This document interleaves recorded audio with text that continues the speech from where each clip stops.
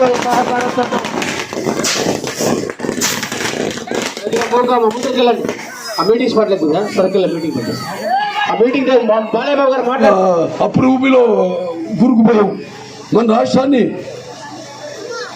పూర్తిగా గోతిలో పూర్తి చేశాడు ఈ జగన్. 100 ఏళ్ళు వెనక్కి తీసుకెళ్ళిపోయాడు మన రాష్ట్రాన్ని. మరి ఇవాళ ఒక్కొక్కరి మీద సుమారుగా 3-4 లక్షల రూపాయల అప్పు భారం ఉంది మన మీద. 8 లక్షల కోట్ల రూపాయల అప్పు ఉంది వాళ్ళ రాష్ట్రం మీద. మరి ఇవన్నీ తీర్చాలంటే మళ్ళీ పన్నులు పెంచుతాడు, మళ్ళీ లేదా ధరలు పెంచుతాడు నిత్యావసర వస్తువుల. మన నవరత్నాలంటూ మొదటి 3 సంవత్సరాలు పరిపాలన ఎలా చేయాలో చేతకాక నవరత్నాలంటూ మన నడుములు కృంగదీశాడు జగన్.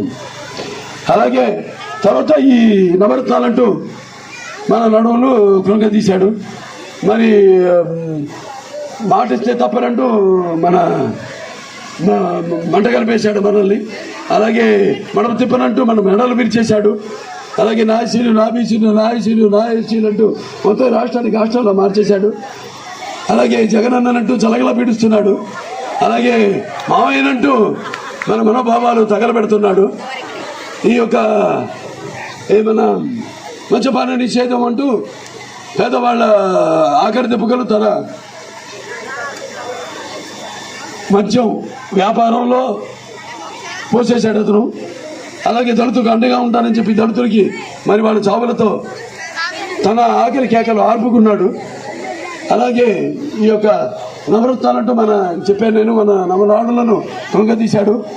అలాగే నేనున్నానంటూ అవును నువ్వు ఉంటే ఎంత క్రూరత్వం దుర్మార్గం అలాగే దగా మోసం ఉంటుందో నిరూపించుకున్నాడు. అలాగే ఈ యొక్క పోలవరం తీసుకెళ్లి గోదావరిలో కలిపేశాడు.